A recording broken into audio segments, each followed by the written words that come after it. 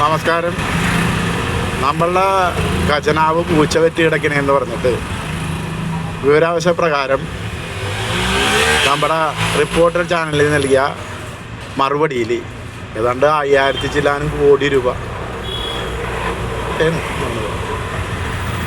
ഏതാണ്ട് 5000 ചില്ലാനും കോടി രൂപ ബാലൻസ് ഉണ്ടെന്നും പറഞ്ഞുകൊണ്ട് വിവരാവകാശ പ്രകാരം മറുപടി കൊടുത്തത്. അപ്പോൾ ഈ നുണ പറഞ്ഞു വരുത്തിയാൽ അത് ലോകം വേഗം കേൾക്കും. പക്ഷെ സത്യം ചെരുപ്പിടുമ്പോഴേക്കും നുണ ലോകം കീഴടക്കിയിരിക്കും. അതിനുള്ള തെളിവാണ് ഈ വിവരാവകാശ പ്രകാരമുള്ള മറുപടി.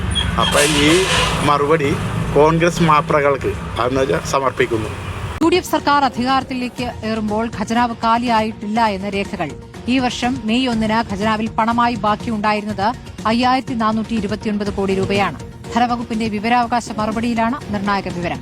സംസ്ഥാനത്തിന്റെ സാമ്പത്തിക സ്ഥിതി സംബന്ധിച്ച് സർക്കാർ ധവളപത്രം പുറത്തിറക്കാനിരിക്കെയാണ് കണക്ക് പുറത്തുവന്നത്. സംസ്ഥാന സർക്കാർ പാപ്പരാണ്. സാമ്പത്തികമായി തകർന്നറിഞ്ഞു നിൽക്കുന്ന സർക്കാരിൽ നിന്ന് ജനപ്രിയ പദ്ധതികൾ ഉടൻ പ്രതീക്ഷിക്കരുത് എന്നൊക്കെയായിരുന്നു കഴിഞ്ഞ ദിവസങ്ങളിൽ AK ആന്റണിയും PMA സലാമും അടക്കമുള്ള UDF നേതാക്കൾ പറഞ്ഞത്. എന്നാൽ സംസ്ഥാന ഖജനാവ് ശൂന്യമല്ലെന്ന് തെളിയിക്കുന്ന രേഖകളാണ് ഇപ്പോൾ പുറത്തു വന്നിരിക്കുന്നത്. ലിക്വിഡ് മണി അഥവാ പണമായി ഖജനാവിൽ ബാക്കിയുള്ളത് 5429 കോടി രൂപയുണ്ടെന്നാണ് രേഖകൾ പറയുന്നത്. ധനവകുപ്പ് നൽകിയ വിവരാവകാശ മറുപടിയിലാണ് വിശദമായ കണക്കുള്ളത്.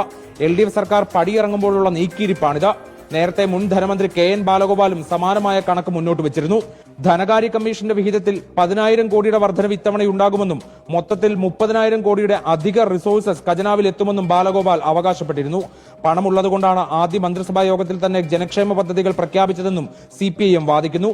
ബജറ്റിന് മുൻപേ സംസ്ഥാനത്തിന്റെ ധനസ്ഥിതി സംബന്ധിച്ച ധവളപത്രം ഇറക്കാൻ സർക്കാർ തിരക്കിട്ട നീക്കം നടത്തുന്നതിനിടെയാണ് കണക്കുകൾ പുറത്തുവന്നത്. സംസ്ഥാനത്തിന്റെ പൊതുധനസ്ഥിതിക്കൊപ്പം 10 വർഷത്തിനിടയിലെ കടബാധ്യതകൾ, വരുമാന ചോർച്ച, നികുതി പിരിവിലെ പരിമിതികൾ, ധനമാനേജ്മെന്റിലെ ഘടനാപരമായ പോരായ്മകൾ എന്നിവ ധവളപത്രത്തിലൂടെ പൊതുസമൂഹത്തിന് മുന്നിൽ അവതരിപ്പിക്കൽ ലക്ഷ്യമിട്ടുകൊണ്ടാണ് UDF സർക്കാരിന്റെ നീക്കം.